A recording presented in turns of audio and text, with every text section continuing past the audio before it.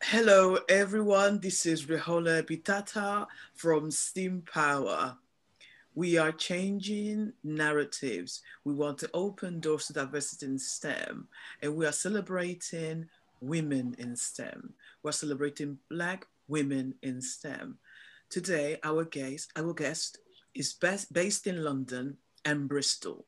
Her practice was born in 2015 from the curiosity to examine interactions happening online with the impulse to make something better equipped to expand those conversations in real life.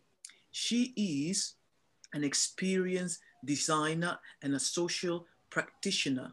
Her name is Imwen Eke. Welcome, Inwe. Thank you for Thank you. accepting our invitation. It's a pleasure to have you here today. Thank you.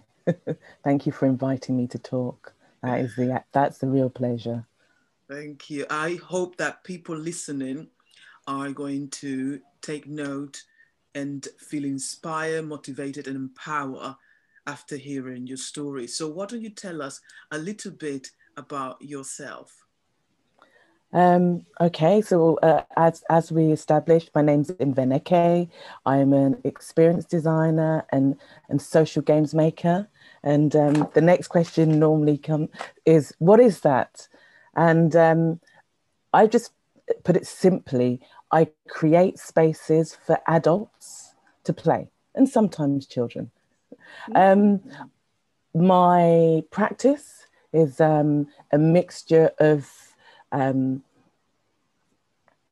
participation, technology, and conversations. So the things that I design are really made to get people in spaces to explore and have conversations. That is it at its core. And I use technology and play, games to do this. And what inspired you? How did your story begin? Well, sort of a roundabout route. I come from a design background, a spatial design background, and worked for a number of years as a commercial interior designer. Um, so I have my background is in tech, in space tech. So, using CAD drawing, that's my background. A parent who was an engineer, so that's sort of my start. And I was working for a company who went bust, and I saw an advert for volunteers, and so I decided that I should be doing something, even though, and I applied for this production company, stroke nighttime venue, who are a theatre company and a nighttime venue, and the production team. So I went there. They built sets, so I went there thinking, well, I use CAD. We build buildings, so there must be some kind of transferable skills there, but they didn't build in that way. But it was a lot of fun, and it was really enjoyable, and I stayed there. It was a 70,000 square foot space under London Bridge Station, where the extension is now, and it was a performance space. So they had you could go in there and you'd see animation, you'd see a show. There were physical things that you could participate in, and it was just the work that they were creating was really interesting. And I was in the production team, so I wasn't performing or singing or dancing. I don't do any of that, but we were creating the experiences that were requested by the artists and performers who were there. And it was just very exciting. It was very long days. Every 2 weeks, everything would change. What's the best way to describe it? A bit like how when you go to a festival, you have many different offerings. That was what was happening in that one space. And I was part of the production team who were responsible for making that happen. So it was a very interesting job. We had, people come from all around the world, and it was pressurized, but it was one of those work hard, play hard. And that sort of inspired me into my journey of sort of, let's say, events production and performance. So I spent a number of years producing other people's work. Can you give us some names that we might know of? They're all sort of in the theatre industry. Mm-hmm. They're theatre performance. I mean, Shunt, who is a company, a lot of the organisations that I worked for were left field fringe, but known for, you know, Shunt were a very popular nighttime theatre performance company. That this is the organisation that I'm talking about. Mm-hmm. At night, they were at you entered the door through a little brown door in London Bridge Station itself, mm-hmm. and the venue would open at 9. There would be queues outside round, I think it's St Thomas Street where the McDonald's is, and going from sort of like 7:30 p.m. Yes, it was exactly, but it was one of those places where you knew, but so that sort of had a notoriety, let's say. And I've worked for Punch Drunk. I don't know if you've heard of them. No. To be honest, you know, I don't think I am the only one that don't know much about theatre. Well, no. There's a lady that specializes in bringing Black theatre into the community, because I'm going to be honest, I've only been about 3 times. Was when Sana Lathan came to do one with the cat on a hot tin roof. I was there. I saw that one. And you were there. I saw the one with Fela Kuti's musical. Yes. Okay, so I don't do that type of theatre. It's immersive theatre. So have you heard of Secret Cinema? No. Okay. So, everyone watching, look at, well, I'm advertising them. Secret Cinema, Punch Drunk. Punch Drunk also in New York. And they've had a long-term show running for 9 years. Sort of these Punch Drunk with these amazing detailed sets sort of spread across, let's say, imagine if you went to your cool, council building, let's say, so a very large building, they take over a space like that and build these immersive sets, and that's your playground to go and explore.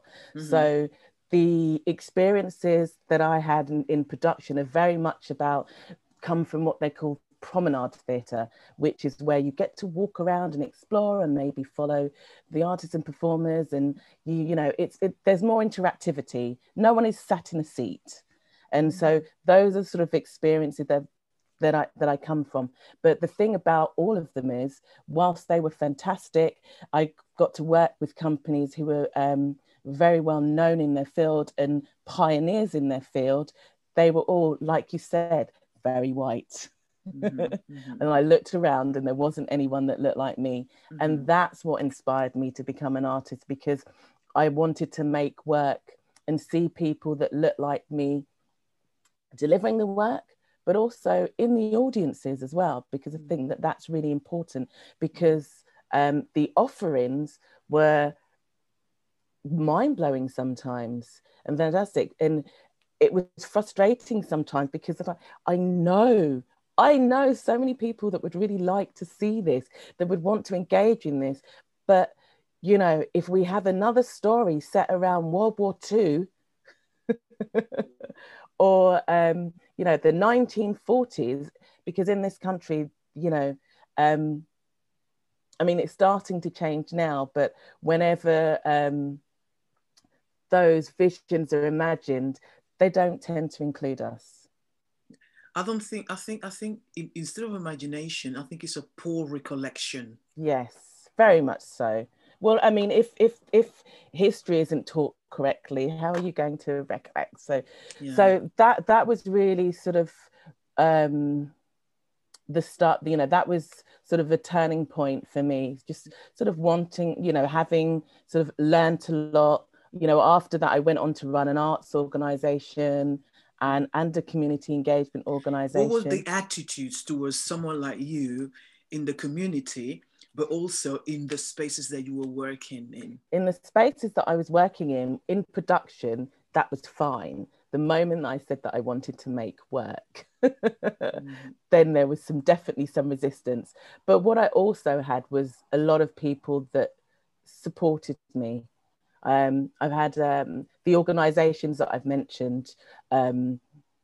People within those organisations have supported me and still support me. I could pick up the phone at any moment and ring. I was going to say the majority, or if not all of them, and ask them a question or a question, and they'd help. So you know that says something. But when you find yourself in new spaces, and you know, I don't create theatre. I make experiences, and I use sort of game mechanics, and that's another industry as Mm-hmm. well. So that isn't particularly very diverse. So sort of coming into that industry has been a little bit of a struggle. But I think the thing is, it's not really about coming in the industry and trying to change it. For me, it's about I've come into the industry to make the work that I want to make, because that's what I need to make. Mm-hmm. And you know, and that's the bottom line. So there's an element of, for the people that think that I'm not supposed to be there, my work isn't for you. Thank you. So looking at, let's say, schools, do you think that you received any input that helped you, that inspired you to continue with actually to arrive to this point in your life? Was there any like art lessons or even STEM activities in your school from very early on that that spoke to you? So very early on in school, we had design and technology. I don't know, they don't call it that anymore now. It's a different practice, I think, nowadays. But we had design and technology, which made sense to me because my dad was an engineer, so we had, this was the pre-computer days. So we had um, drawing tables and technical drawing equipment around the house. So um, that always, made sense to me. I did do art at school. I think I went to a school where everybody had to do it anyway, but it was a favourite subject. But I come from African parents. I was going to say that. I was going to say that. So whilst it was a favourite subject, it was not the subject. Mm-hmm, mm-hmm. But yeah, I mean, I think that for myself, I've always lent to the creative side, but I'd say that technology has always sort of played its part sort of alongside that, let's say. Excellent, Yeah. excellent. Do you think that if you have to look at the many young people that are in your profession right now, would you say that they are well equipped, that the schools are doing them a favor or actually a disfavor? Right. So, well, I think let's think about that. I think that, I mean, schools have a lot to do. Let's say that. Mm-hmm. I can give a great example. I was involved in a 5-year project, which was a collaboration with 2 schools. The project was about providing the young people in those schools with an alternative performance education outside of the curriculum. So we were able to go in and educate them from our own practice perspective. And I think, and put it into, sort of a real everyday context, because I think maybe sometimes that might be what's missing. Schools only have a certain amount of time and a certain amount of resources. So I think that maybe, this comes from somebody who doesn't have any children, but I think that maybe the thing is, it's, maybe about, collaborating. I think for schools, it's like removing the fear factor of STEM, because I think sometimes when you STEM or STEAM, sometimes that can be a big word, but what does it mean?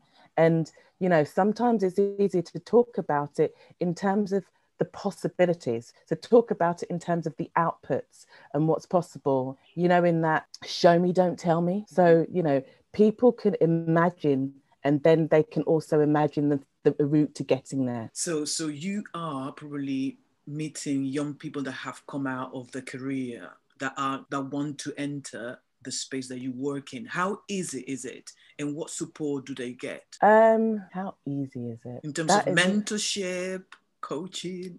yeah, I think that how easy is it? I think you have to have a strong belief in yourself. This is the industry that I'm in. That let's call it the immersive industry. That's the industry that I would class it as. Is new. It's still a new industry, so there are a lot of there's room. There's a lot of room for a lot of new ideas.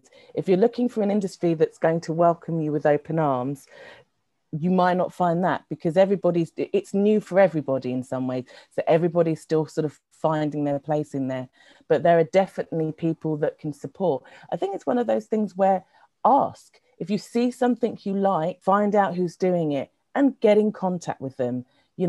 If they don't get back to you, maybe they're busy, contact somebody else. Ask questions, ask things of people. They can only say no. Like, it's okay if they say no. Maybe they were busy. You can ask somebody else. Maybe they'll come back to you at another time. But if you want to get involved, ask, or just make something. You don't actually need permission to make. There's this belief sometimes that there's this process or you have to get in line. If there's something you want to make it. If you don't know how to make it, ask somebody, get some advice.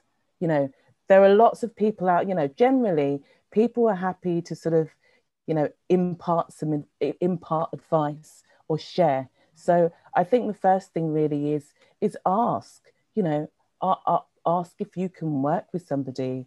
Like I said, when I went into Shunt, I went in as a volunteer. I was an adult, I was an older adult, but I went in as a volunteer, and it was a completely new interest in industry for me. But I think, so I think it's just don't be afraid to try new things. Challenge yourself. I'm still challenging myself now, and I think it's an ongoing process. So yeah, I think that's it. Just sometimes it's sort of dive in, but it's also about knocking on those doors, isn't it? yes, but also sort of make sure that you're supported, especially if we're talking from the perspective of being a Black person or a brown person in the industry. Maybe have your mentors, and maybe have a support network in some way, people that you can talk to, people you can vent to, because things are going to happen in this industry. We're not a majority here, so there are going to be things that happen. I still experience them now. So have your people that you can talk to and decompress with as well, because that's also equally as important. Thank you. You were mentioning earlier that you saw the equipment around your house when you were growing up, and for you it made sense to go to the art and then the technology and the industry that you're working in now. What would you advise to parents that don't come from that background and they are starting to see that potential and curiosity in their children, but might have very little resources to support them? Okay, I think that think about this. Look for schools. I mean, outside schools. Like let's say there are a lot. If they're interested in tech, there are coding clubs. There are schools. Sometimes, in the summer, there are programs. There are lots of organizations out there. I say this having run both a multidisciplinary arts organization and a community engagement organization that are putting on, like workshops for weeks or 6-week programs with people who make work and do things. So look around and see if there's something that you could sort of put your child on or get involved with, because there are things out there, and some of them have already been subsidized by, sort of public funding. So, what do we call it? Money isn't always a barrier. Money isn't always a barrier. Sometimes it's access. But find out what your sort of arts organizations or community engagement organizations are doing. If you don't know where to look, every council has an arts and culture department, and they should know what's happening in their borough. So that is a good first start. So that's an interesting, that's a starting point. But yeah, sort of, if they're interested, just find out what clubs and Saturday schools, evening schools are going on. And I would just say also, if your child is interested in tech, that is great. But I would just say, sort of, open their mind to the possibilities. I think there's definitely something about, let's say they call it divergent thinking, which is, looking at thought process or methods that explore many possibilities and creative ideas for solutions. So young people are at that stage where they can take in so much knowledge. Tech is not a second language to them, like maybe it was to myself. And to me as well. And exactly. Is their first language. So the things that they imagine and surmise are so interesting. So, give them that opportunity to sort of explore a wide range of topics and subjects. Because I think that it will only benefit them. Most certainly. And lastly, can you recommend us a book to read? Well, actually, what are you reading right now? I've thought about this because I was like, are they suitable for young people? But I've just finished a project called Can We Just Play? It's a research project, and it's looking at the potential of play in the imagination to affect the time that we're in now, which is a time of systemic transition, where it looks like new systems and leaders can emerge from these old ones that aren't working. And so what I'm reading right now is it's called The Infinite Playground. So this talks about play and the imagination, but it puts it in the context of today as well, because I know that sometimes, I know in this world when we talk about play, we have work here and we have play here, and never the twain meet. But actually, they're both essential to each other. So that's what I'm reading right now.